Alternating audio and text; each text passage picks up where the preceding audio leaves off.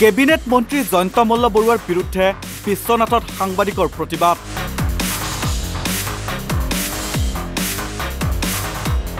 ক্ষমা নোখোজা পৰ্যন্ত মন্ত্ৰীগৰাকীৰ কোনো ধৰণৰ বাতৰি পৰিৱেশন নকৰে সাংবাদিকসকলে।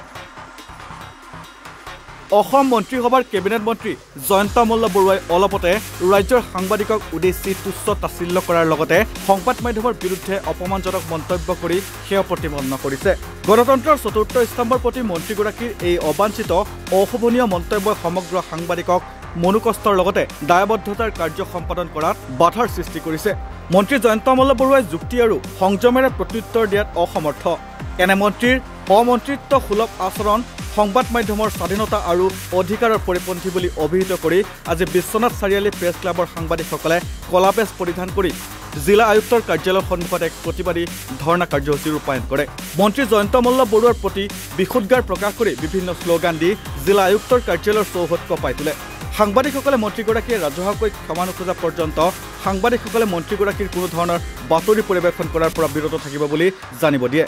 অন্যহাতে এই সন্দৰ্ভত বিশেষ ব্যৱস্থা গ্ৰহণ কৰি সাংবাদিকৰ সুৰক্ষা প্ৰদানৰ লগতে মন্ত্ৰী জয়ন্ত মল্ল বৰুৱাই ৰাজহুৱাভাৱে ক্ষমা খোজাৰ দাবী উত্থাপন কৰি জিলা আয়ুক্তৰ জৰিয়তে ৰাজ্যৰ মুখ্যমন্ত্ৰীলৈ স্মাৰক পত্ৰ প্ৰেৰণ কৰে। হয়, বৰ্তমান অসমত এটা বৰ চৰ্চিত প্ৰসংগ হৈছে গীৰগাই প্ৰসংগটো, আৰু এই গীৰগাই প্ৰসংগৰ সন্দৰ্ভতে যি মাননীয় মন্ত্ৰী জয়ন্ত মল্ল বৰুৱাই এখন সংবাদমেল আয়োজন কৰিছিল, আৰু সেই সংবাদমেলত প্ৰশ্ন কৰাৰ বাবেই আমাৰ এজন সতীৰ্থক তুচ্ছ তাচ্ছিল্য মন্তব্য কৰিছিলে, অশোভনীয় মন্তব্য কৰিছিলে, যাৰ কাৰণে আজি আমি বিশ্বনাথ চাৰিআলি প্ৰেছ ক্লাবে সমূহ সাংবাদিক একত্ৰিত হৈ পেলাই প্ৰতিবাদ সাব্যস্ত কৰিছোঁ।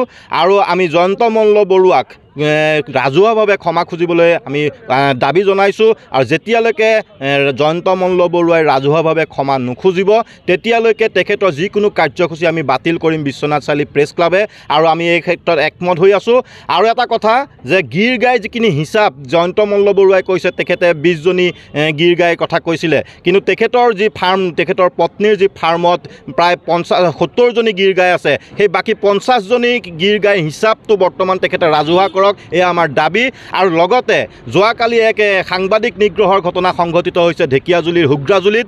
বালি মাফিয়াৰ আক্ৰমণত ND24ৰ বিমলজ্যোতি নাথৰ যি আৰু বিমলজ্যোতি নাথ আৰু তেখেতৰ সহকৰ্মীসকলে যি সন্মুখীন হ'ল, শাৰীৰিকভাৱে তেওঁলোকক অপদস্থ কৰিছে বালি মাফিয়াই, আমি সেই কাৰ্যকো তীব্ৰ ভাষাৰে গৰিহণা দিছোঁ। আৰু সেই দুইটা আমি যি সমস্যাতে আমাৰ মুখ্যমন্ত্ৰী হস্তক্ষেপ বিচাৰিছোঁ, আৰু মুখ্যমন্ত্ৰী ডাঙৰীয়ালৈ আমি আজি এখন স্মাৰক পত্ৰ প্ৰদান কৰিছোঁ। ইয়াৰ লগতে ঢেকীয়াজুলিৰ হুগ্ৰাজুলিত শিলবালিৰ মাফিয়াই সাংবাদিক বিমলজ্যোতি নাথসহ আন সংবাদকৰ্মীক আক্ৰমণৰ গৰিহণা দি এই ক্ষেত্ৰত বিশেষ পদক্ষেপ গ্ৰহণ কৰিব বুলি আহ্বান জনায়।